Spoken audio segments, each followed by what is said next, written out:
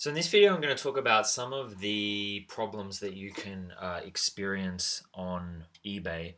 And specifically, the main thing I want to get across in this message is that eBay are very, very discriminatory against its sellers, which is, I don't understand the logic. Obviously, they're out to protect buyers, but it's extremely favored towards buyers to the extent that as a seller, you almost feel like you are held at gunpoint um, in just dealing on eBay because they will deliberately try and punish you for every little thing, and they're not out to try to there's some things that they might be a little bit gray, and instead of looking for reasons to help you, they will just fight you tooth and nail to try to help you out. So as a seller, it's very important that you try and protect yourself and that you try to avoid any issues that you may have. Now, I could literally make a YouTube channel about some of the crappy things that have happened on eBay, but I just wanted to use just an example specifically because we recently had a customer who was upset because they couldn't buy from us, and we'd actually blocked them. And I want to show that, firstly, yes, you can actually block people on eBay, and more specifically, why you actually might want to do that. So I'm going to go through as quick as I can, but yeah, also hopefully explain it in enough detail that you kind of get the gist of it. So firstly, I don't want to give away any sort of personal eBay user IDs here. So I've just copied the message. It says, "Hi, I wish to pre-order the above item, but eBay won't let me purchase or add it to my cart, stating this seller won't sell to buyers who don't meet their requirements. Many thanks." Now they've got this message either because the seller has maybe they offer worldwide postage, but they've blocked certain countries because they may be unreliable, or they've specifically blocked you. Now, in this case, the buyer had actually purchased from us before, and we got a defect from them, and I'll explain that in a second. So they were blocked, and then I think it was about a year later, they've gone to buy from us again, and they've realized that they can't because we've actually blocked them. So firstly, how do you actually block users on eBay? I'm not going to show you exactly how to do it because it's kind of hard without showing, the people who have actually been blocked. But all you have to do is log into your eBay account. I will put a link in the description of this that will take you directly to that page to save you trying to have to find it. All you have to do is copy or type the user ID into it's like a box, and you just press save, and that's it. And if you want to add multiple user IDs, you just put comma, space, and add the next one. You don't have to inform the user, you don't have to ask eBay for permission, you don't have to request it. It's instant, it's effective immediately, and it's literally a 5-second task. So why would you actually want to do that? You've got an eBay account on eBay, you want to sell to lots of people. Why would you actually want to block people on eBay? Well, essentially, it's what I said at the start of this video, which is that you want to avoid absolutely any user that is going to cause you any problems. So what kind of problems can people actually cause you on eBay? Well, the simple answer is a lot, but I'm going to focus in this video on what's called the top rated seller status on eBay. So if you're selling on eBay, you want to be a top rated seller. And you want to be a top rated seller because eBay will put your items at the top of searches.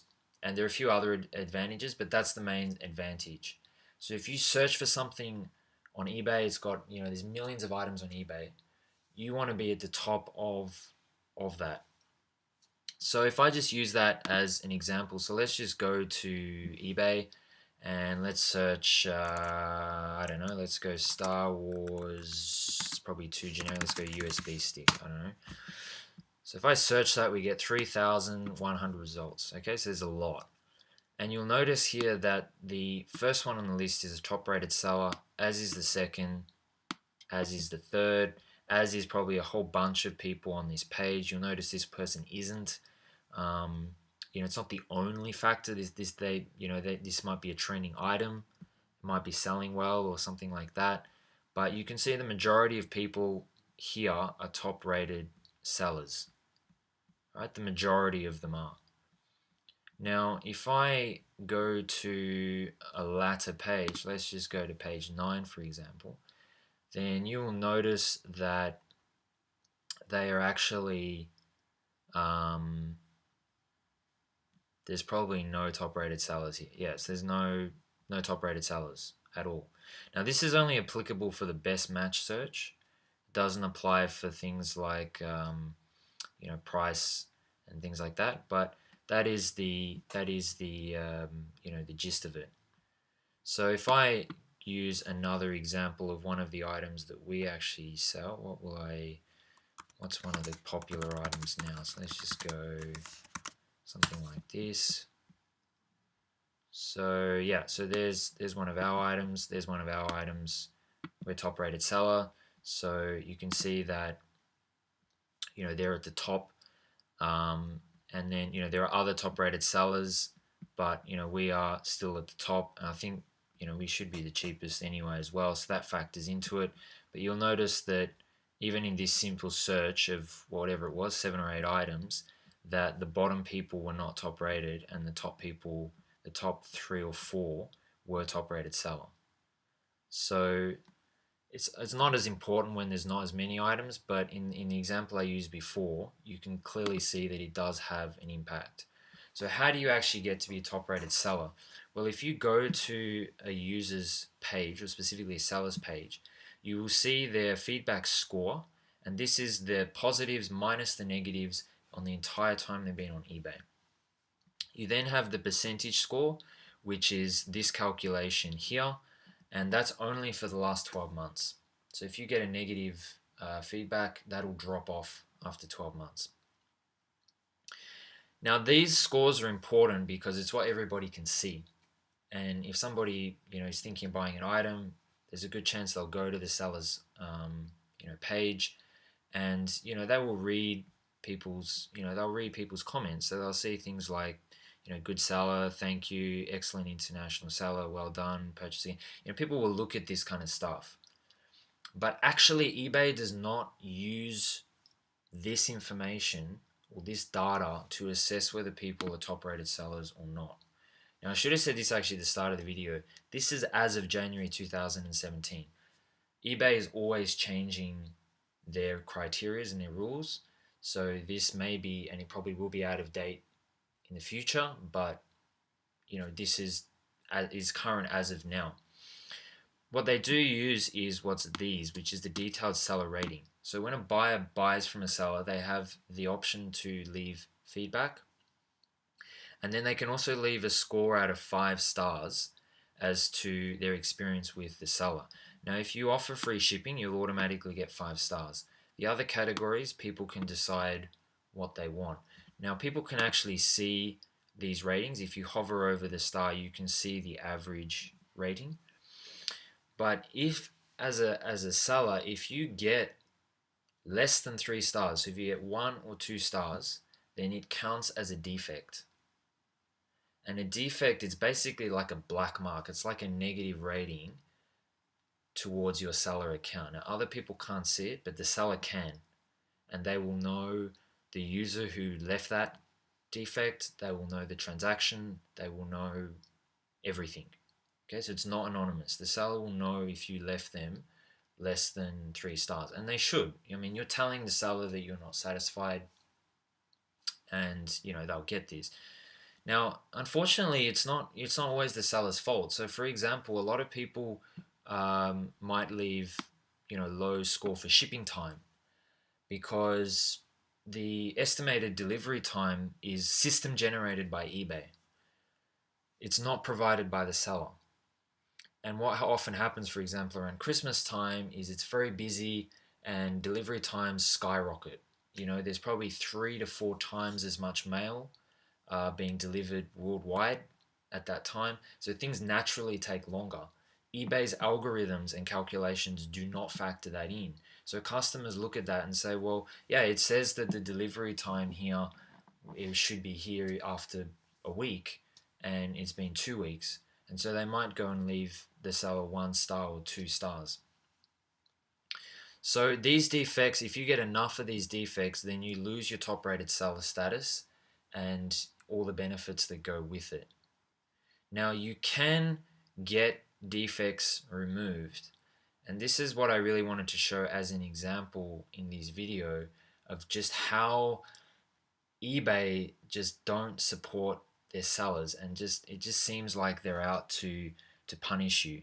So I'm going to use an example here of an item that we sold, and this was a pre-order item, so it hadn't been released, but we were selling it because a lot of collectors, they know the stuff that's coming out, and they always ask, like, are you going to have this item? So we sell items on pre-order, and you can see here, so this is when you sell an item, even if you change it afterwards, and you can show that, yes, like, because now this item is not a pre-order anymore, but you can still go back and see, like, as a live web page, at the time of the purchase, what did it look like? So you can still prove that this was all written.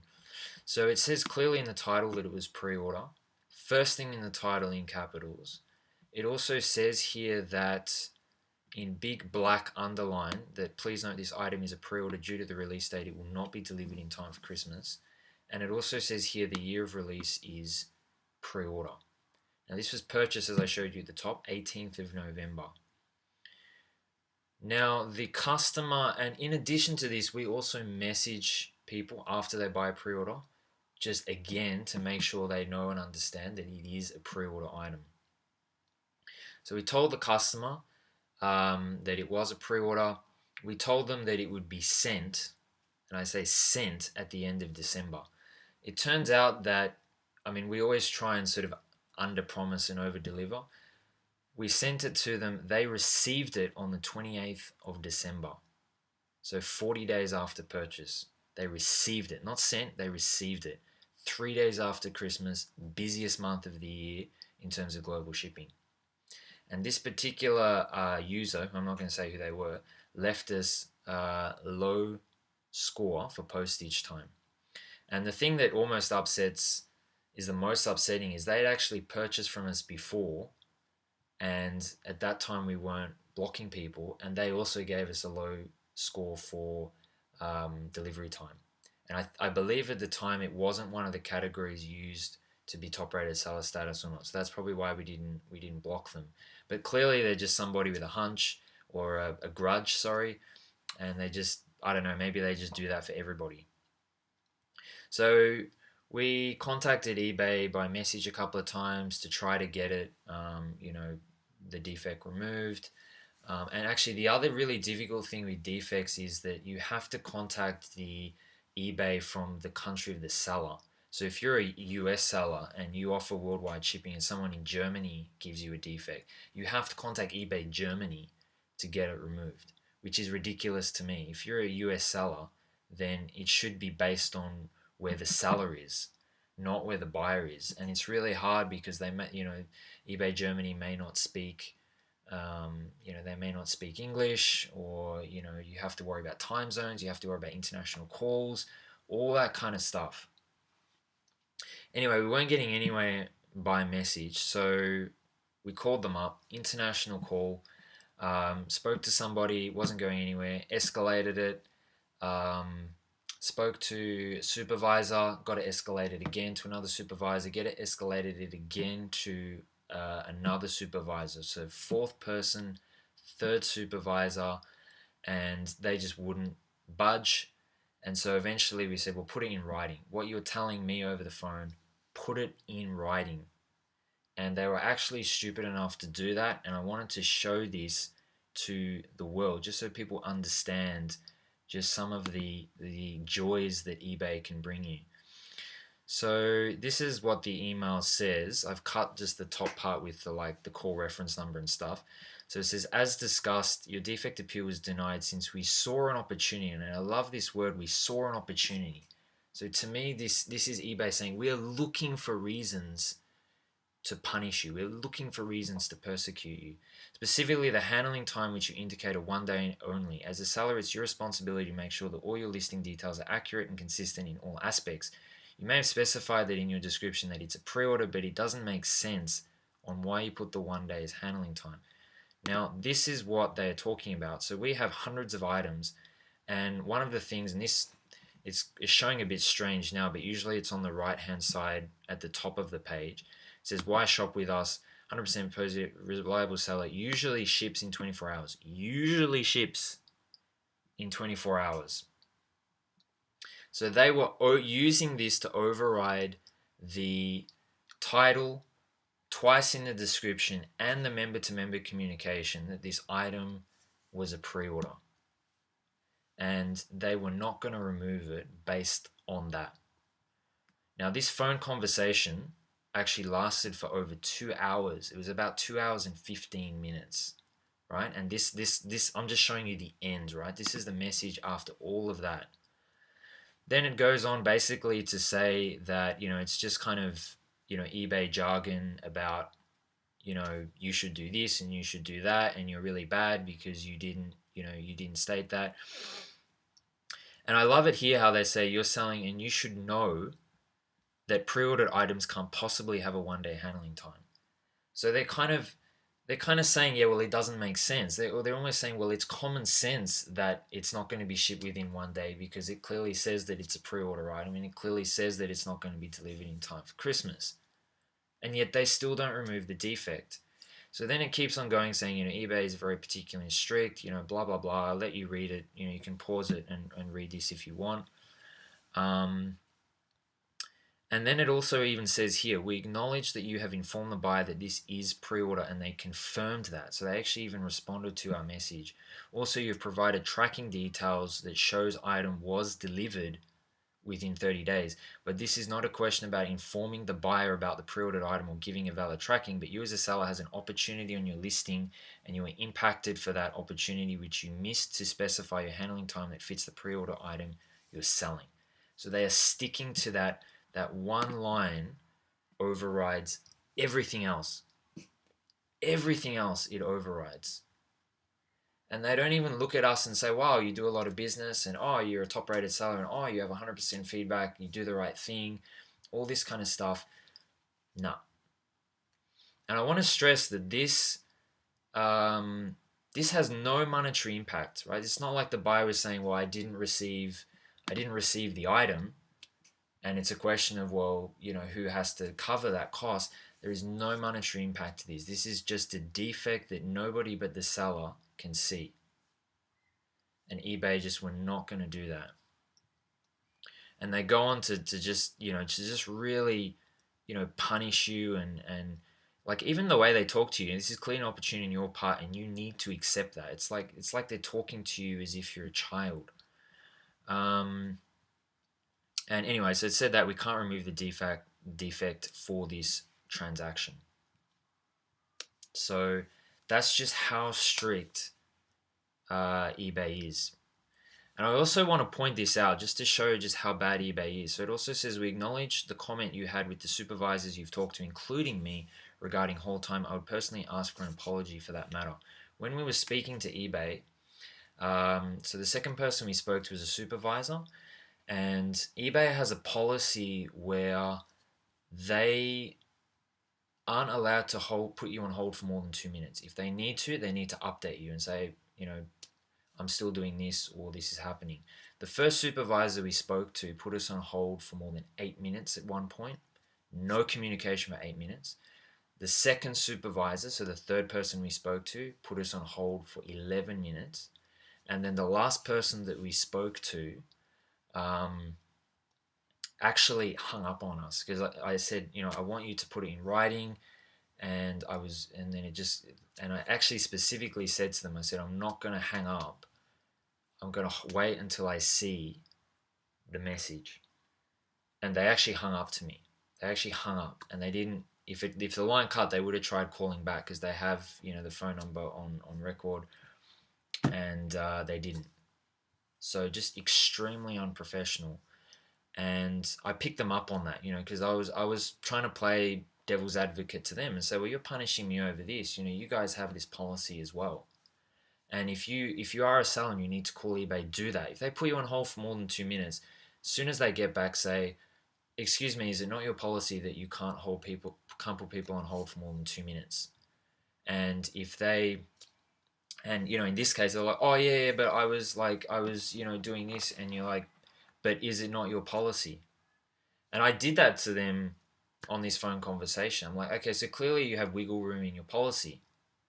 Just like, in the case of getting this defect removed, they were applying no wiggle room. There was no, well, you already stated it was pre-order and blah, blah, blah.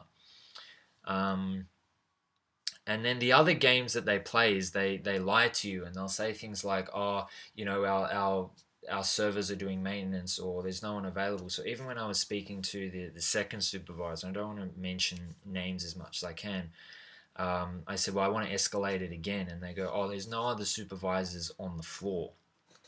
And I said, and again, I played devil's advocate, and I said, well, shouldn't that be in your policy that, because it was a Saturday, I said, shouldn't you put that in writing somewhere on your website that there's no senior supervisor available on a Saturday? And they're like, oh, well, yeah, we don't need to do that. And I said, okay, put it in writing. This is the other line you got to use with eBay. Put it in writing that at this time, on this day, there was no senior supervisor on the floor. They were their exact words, on the floor. And they completely changed their tune. They're like, oh, no, no, no, I didn't say that there was no supervisor on the floor. I said, well, what are you telling me? And they said, there's no supervisor currently available to talk to you. And I said, well, they're two very different things. So I said, well, why isn't there a supervisor that can talk to me? And they said, oh, well, they're on another call. And then I said, well, I don't mind waiting. And, that's how I got it, escalated and again and again. So, so that's the pain that can happen. And actually, I will reveal